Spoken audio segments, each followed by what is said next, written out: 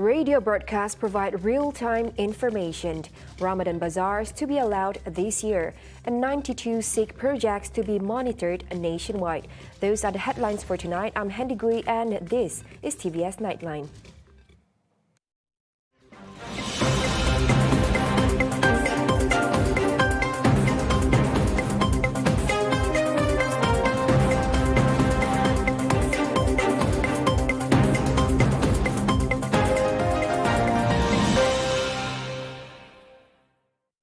A special committee for citizenship status will be re-established in Sarawak after it was terminated in 2016 due to the transition of a new government. The committee will incorporate between the federal and state government to certify any citizenship application under Application 15A of the Federal Constitution. The state government has not given up and has applied to the Ministry of Home Affairs to resume the special committee because citizenship issues still exist in Sarawak. How we started, bagaimana jawatan kuasa ini ditubuhkan dan ia bermula, ia ditubuhkan pada 23 Ogos 2016 ya. Ini atas budi bicara. There's no such thing di dalam perlembagaan ya untuk penubuhan jawatan kuasa khas. Atas budi bicara menteri pada masa itu, Menteri Dalam Negeri Datuk Seri Zahid Zabidi, after we make a courtesy call, we presented our case why jawatan kuasa ini perlu ditubuhkan dan untuk tujuan iaitu kesejahteraan anak-anak supaya mereka ini dapat bersekolah, supaya mereka dapat melanjutkan pelajaran, supaya mereka dapat iaitu bantuan dari segi misalnya kebajikan kesehatan ya. She said this after a coordination meeting on the issue of identification documents at Baitul Makmur 2, Kuching on Saturday. Fatima said, since the special committee was established, a total of 9 applications were received in February 2022 to obtain citizenship status for children. Dalam proses kerja itu, in 2019 mengeluarkan kenyataan siaran media penambahbaikan proses permohonan di bawah perkara 15A in 2019 bahawa mulai tahun 2020 ini before masa COVID dah ni, tempoh permohonan kewarganegaraan yang diterima bagi individu di bawah akan melalui proses lebih efisien 3 bulan di Jabatan Pendaftaran, 8 bulan di Kementerian Dalam Negeri. Fatima said her ministry will hold more awareness programs on citizenship issues under Article 15A of the Federal Constitution. The program will be held mainly in remote areas which lack access to government services. Now, homestay operators need to be creative and innovative in promoting their tourism products that can attract local and international tourists. Therefore, in line with the initiative to promote the country's ecotourism, the government had allocated 30 million ringgit to assist homestay operators. Minister of Tourism, Arts and Culture, Dr. Sri Nancy Shukri says her ministry is ready to assist the homestay operators to revive and upgrade their businesses. Pelancong ni banyak caranya, dia banyak minat, ada minat dia, kata orang niche tourism. Mereka berminat untuk mengail, mereka berminat untuk ada naik hiking trail tu kan. Jadi dengan produk yang sudah ada dalam negara kita, kita boleh mewujudkan aktiviti-aktiviti tertentu untuk orang datang ke tempat kita. Sebenarnya pelancongan ini lebih kepada kreativiti pengusaha itu sendiri. With various initiatives by MOTAC to upgrade homestays nationwide, operators or entrepreneurs must register under the ministry to make it easier for them to get assistances. Kita ada juga bantuan untuk homestay. Baru-baru ini ada dari tahun lepas kita telah mula memberi sebanyak RM600 one-off, bukan one-off untuk 3 bulan kepada 3,500 orang pengusaha homestay yang mendaftar dengan MOTAC. Ya, saya perlu jelaskan sini, mereka mesti mendaftar dengan MOTAC. To restore the country's tourism industry competitiveness, MOTAC has formulated the National Tourism Policy 2020 to 2030, an agenda mainly focused to increase national income. In addition, it aims to promote cooperation, investment, empowering the local community, strengthening the resilience and sustainability of the country's tourism industry in the future. Now, 4 people were made homeless after their house at Kampong Hulu in Jalan Pasir Panas, Sri Aman, was razed in a fire. Sri Aman Fire Station Chief PPGB William Baheng said during the incident only one person was in the house. However, he said the victim successfully escaped once he noticed the fire. According to the Sarawak Fire and Rescue Department, the Bomba Operations Centre, 10 firefighters from the Sri Aman Fire Station were deployed to the scene after receiving a distress call from the public at around 12:18 a.m. Upon arrival, the team found that the house had been completely engulfed by flames. The fire was brought under control at around 1:30 a.m. and no injuries or casualties were reported in the incident. The cause of the fire and total losses have yet to be ascertained. Following the fire incident at Kampong Hulu Sri Aman Tengah, Linga Assemblywoman Dayang Norazah Awang Sohor made contributions in the form of new mattresses, blankets and food, while assistance such as materials for home reconstruction and other assistance will be distributed after receiving full information. Through a Facebook post, Dayang Norazah said immediate assistance can be extended to the victims involved following the quick report received from the Department of Social Welfare JKM and the District Office. In a 12:15 a.m. incident on Saturday night, a team of Sri Aman Fire and Rescue Station personnel successfully controlled the fire within 1 hour with no injuries reported. Community Wellbeing Development Assistant Minister Muhammad Razes Sitam has expressed confidence that radio, which has become a necessity in today's life, will continue to be relevant in the future.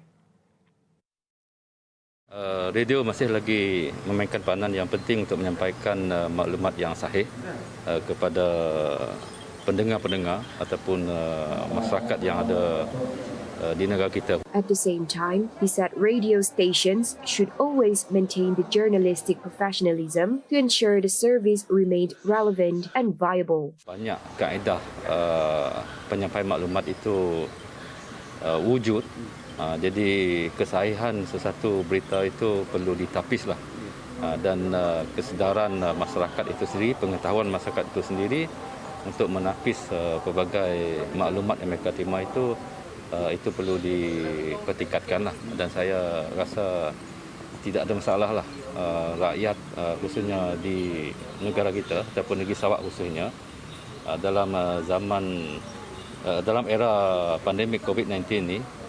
He said this when officiating the World Radio Day 2022 organized by the Sarawak State Broadcasting Department. The World Radio Day celebration was first organized on the initiative of the United Nations Educational, Scientific and Cultural Organization or UNESCO in 2012 to recognize the contribution and role of radio. It is celebrated on February 13 every year, and this year the celebration, themed Radio and Confidence, focuses on 3 sub-themes, namely trust in radio journalism, trust and accessibility, and trust and viability of radio stations. Radio station needs to take advantage of the social media to ensure their services remain relevant and visible.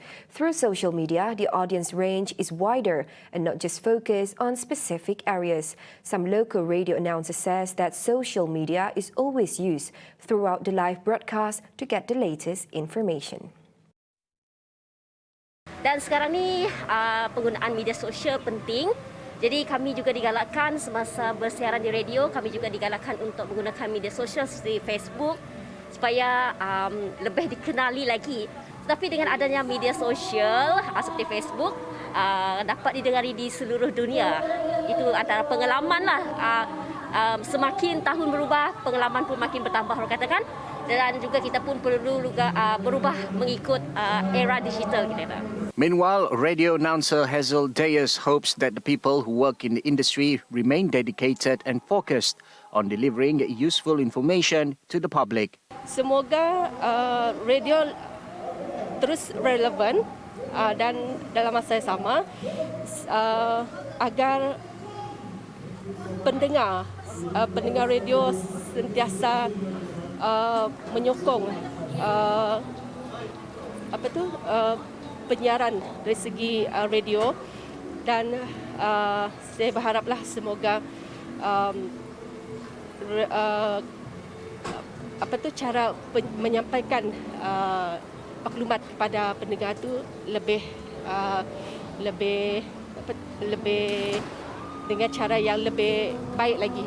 And then sudah semestinya kami mengharapkan agar radio terus relevan dan pendengar sentiasa memberi sokongan. The development of the agriculture and trade sectors in Muara Tuang will continue to be integrated, which is in line with the post-COVID-19 Development Strategy 2030. Muara Tuang Assemblyman Dato' Idris Buang said among the initiatives implemented are to provide good facilities in addition to equipping the industry player with in-depth knowledge to promote their products. According to Idris, besides Kuching City, the Muara Tuang area has also been getting more attention, especially in terms of development. Jadi inisiatif untuk membangunkan mereka yang pertama, kita ingin memastikan tempat mereka ini selesa, ya, dapat diakseskan oleh orang ramai dengan selesa, dengan tempatnya ada disediakan cukup tempat letak kereta, selamat untuk orang berkunjung, selesalah dan bersih, serta kutipan sampah harus dibuat dengan teratur. Selain daripada hal untuk mengetahui selok-belok produk mereka, mereka harus tahu cara untuk mengurus tadbir bisnes mereka, di segi perkawanan, di segi costing atau supaya mereka tahu bagaimana untuk meletakkan harga yang berpatutan, yang boleh diterima sambil tidak menempah rugi daripada awal kalau mereka tidak mengetahui tentang costing tersebut. Dan mereka harus dilatih juga dari segi marketing. He added that the government is working to establish a local entrepreneurs product collection center so that it can be marketed locally and internationally. Adding to that, he said in addition to handicraft products, various agricultural products such as pineapple, banana and crystal fruits in Muara Tuang have the potential to be marketed to a higher level.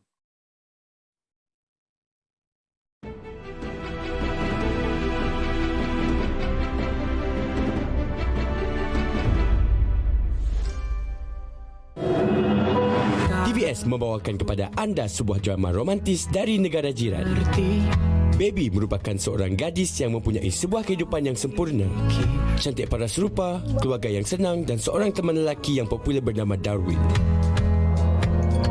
Akan tetapi, suatu hari, Baby mengetahui Darwin telah berlaku curang dengannya.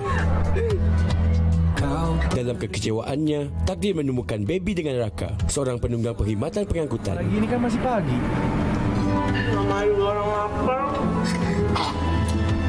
Aku tak mau debat lagi ya. Pelbagai situasi rumit dan konflik terjadi dalam kehidupan Baby. Hapus! Dapatkah Baby kembali bahagia? Kamu tuh pantas mendapatkan cowok yang baik. Ketahui semuanya dalam I Love You Baby setiap Isnin hingga Jumaat 4.15 petang. Kita dikasih bintang 1 apa biar kena suspend? Di TVS saluran 122, Astro dan My TV.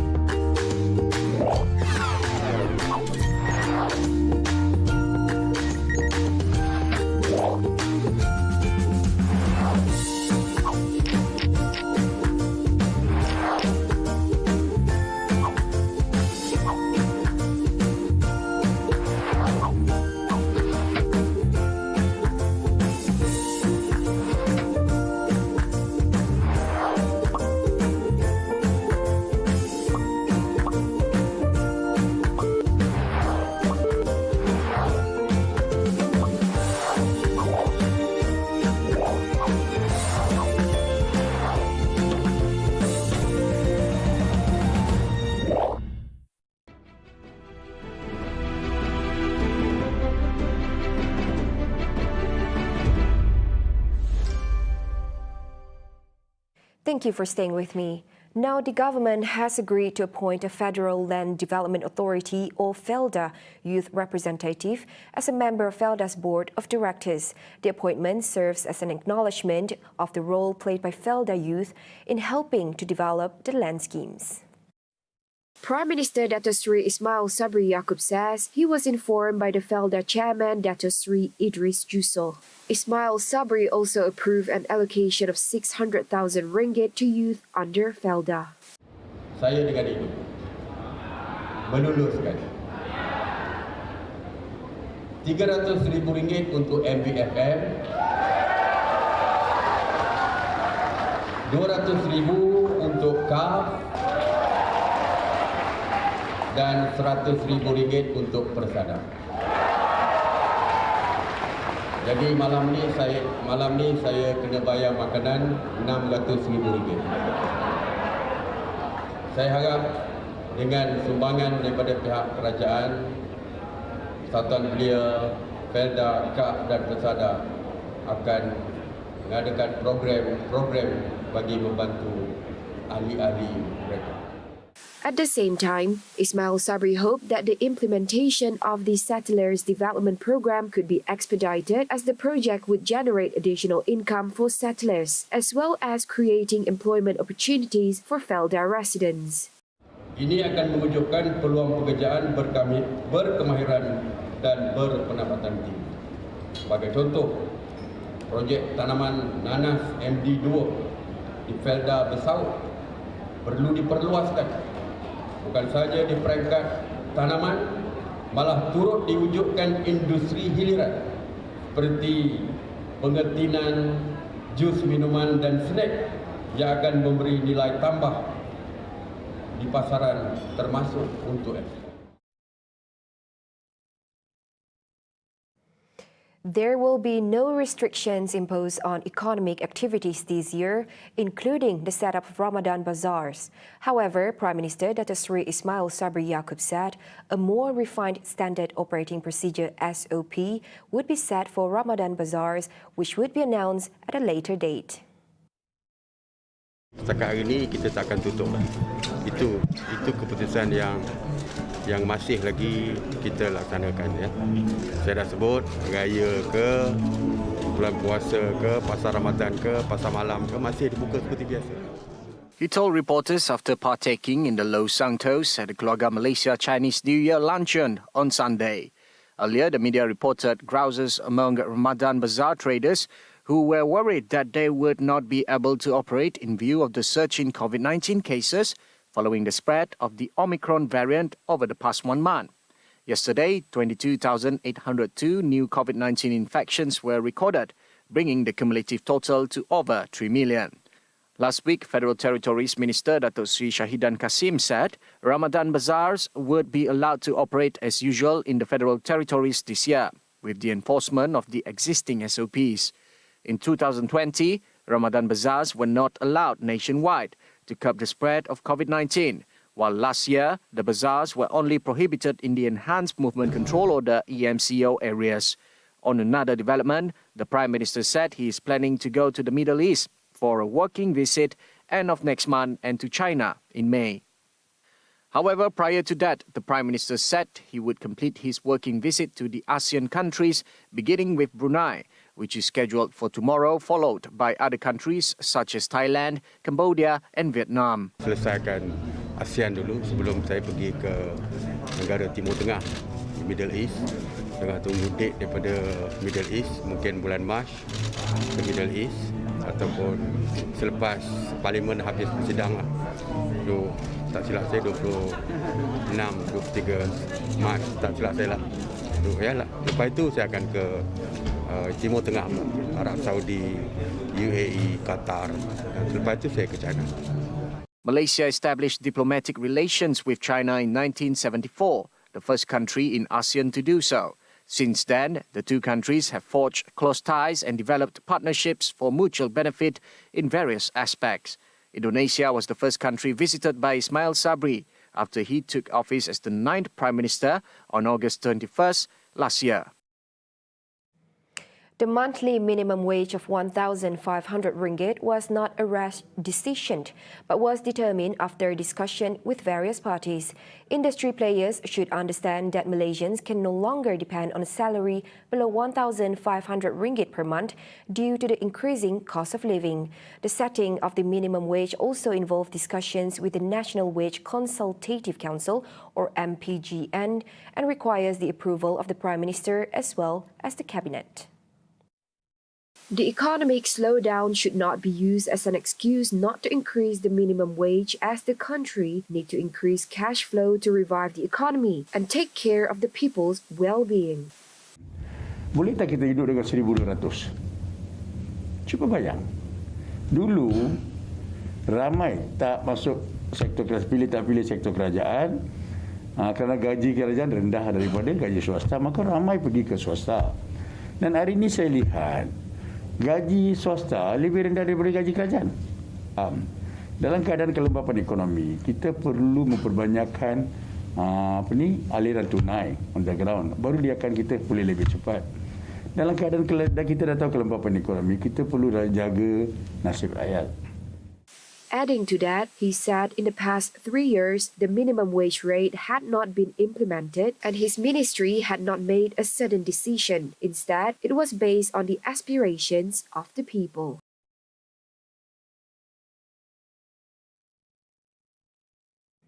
Now, the Master Builders Association Malaysia, MBAM, has asked the government to consider postponing the implementation of minimum wage and electricity tariff hikes for the next 2 years. The association president, Tan Sri Sufri Muhammad Zin, said this is to accommodate the industry's stability and capability. In a statement, he opined that the minimum wage and electricity tariff should remain because of the current economic and COVID-19 conditions. Sufri said that the construction cost has also skyrocketed due to the instability in prices of building materials, compliance to the COVID-19 SOP, and the increase in cost of hiring foreign workers in line with the new SOP. He added that this will mainly affect the operation of smaller contractors in the 51 to 54 category. Since the pandemic hit Malaysia, Sufri said contractors were required to absorb all the additional COVID-19 related mitigation costs and adhere to Act 446 in providing a conducive living space for workers. Meanwhile, on the electricity tariff hike, he said Tenaga Nasional Berhad TNB still records an increase in its revenue and earnings, with the imbalance cost passed through ICPT rebate of 2 cents per kilowatt hour implemented on all customers. Now, the government is monitoring 92 SIG projects throughout the country. That is, those that are delayed beyond 2 months or 20% of their completion dates. Minister in the Prime Minister's Department for Economy, Dr. Sri Mustafa Mohammed, said these projects were being monitored by the Implementation Coordination Unit, ICU, in the Prime Minister's Department. Mustafa said among the main causes identified were delays in the completion by the project's contractors and consultants and issues in implementations such as coordination problems between clients, implementing agencies and third parties. Pusat akhir 31 bulan Januari yang lalu, di mana kita mengambil perhatian tentang beberapa projek sakit sebulan kedua semasa seluruh negara. Projek sakit itu definisinya kalau lewat melebihi 60 hari, ya, maka dianggap sebagai projek sakit. Jadi kita pantau dengan rapi melalui jawatankuasa, dipantau oleh ICU dan jawatankuasa dedication kita pantau semasa ke semasa. Termasuklah juga projek-projek pembangunan kerajaan, ya, tanpa menghadapi masalah satu COVID, ya, satu masalah kontraktor, apapun perkara ini dipantau oleh pihak ICU dan dilaporkan kepada kami dari semasa ke semasa. Commenting further, Mustafa said the government had taken appropriate steps to strengthen the criteria for selecting and appointing contractors and consultants, in addition to boosting the skills of civil servants in managing national development projects.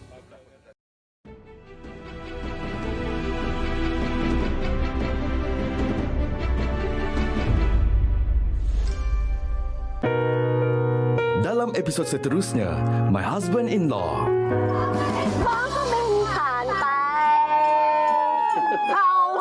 ทันใดโอ้ ถ้าเกิดว่าคุณยาดากับคุณพลเดชไม่มาวุ่นวายแล้วการแต่งงานบางหน้าของมันก็จะจบตรงนั้นแหละค่ะ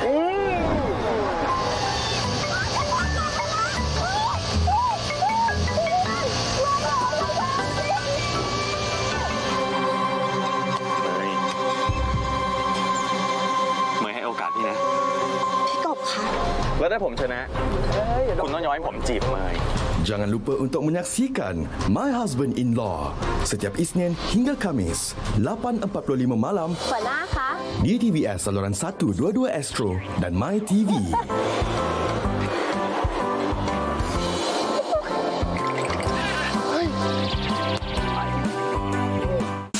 Every day has a story to tell.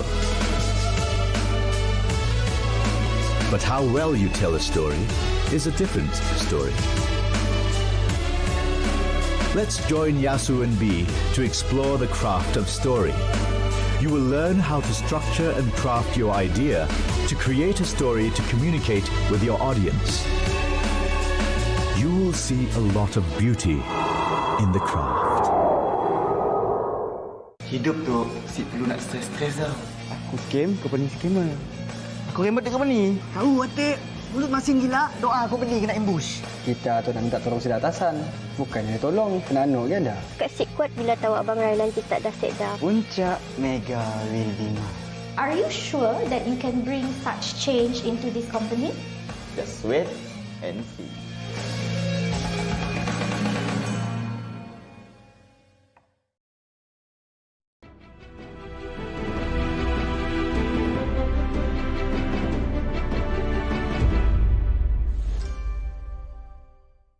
Now on to some global affairs. A U.S. cargo plane carrying weaponry and ammunition landed at Ukraine's airport on February 13 as part of a $200 million security package. Pallets with weapons were hauled into trucks by Ukrainian soldiers. Tension has mounted as Russia has built up more than 100,000 troops near Ukraine and carried out large-scale exercises. On February 11th, the United States said that an invasion could start at any moment. However, Russia denies planning to invade. Countries such as the United States and Britain have supplied military aid to Ukraine that has included anti-tank missiles and launchers to help it defend itself. Others, such as Germany, have sent helmets, shunning lethal aid. Wrapping up the Nightline, China's Meteorological Administration issued a blizzard warning for February 13th, saying significant snowfall is expected in large part of northern China, including Beijing, the capital and current site of the Winter Olympics. The weekend snowfall, which had already begun in some areas on Saturday, is the capital's first since the Winter Olympics opened on February 4th.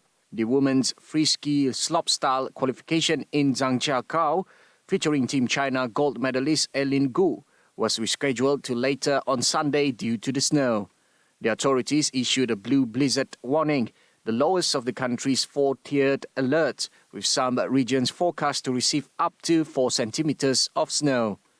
The public is advised to cut back on unnecessary outdoor activities, with the Beijing Meteorological Observatory forecasting a minimum temperature of -6 degrees Celsius.